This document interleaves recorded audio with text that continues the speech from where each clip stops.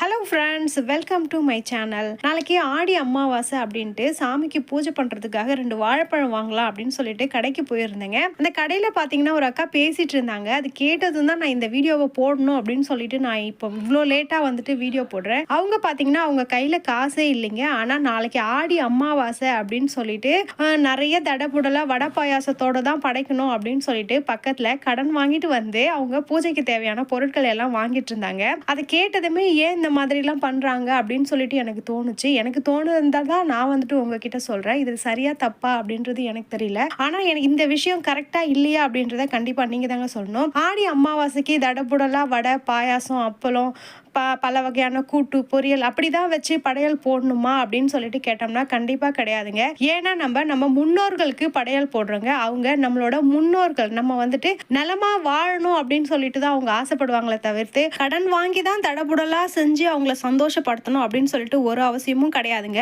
நம்மளால அன்னைக்கு என்ன முடியுமோ, நம்ம என்ன சாப்பிட்றோமோ அந்த பொருளை முதல்ல அவங்களுக்கு வச்சு நம்ம மனசார வேண்டிக்கிட்டு அதை கொண்டு காகத்துக்கு வச்சுட்டு எள்ளும் தண்ணியும் இறைச்சிட்டு வந்தோம்னாலுமே நமக்கு முழு பலனையும் அவங்க வாரி வழங்குவாங்கங்க.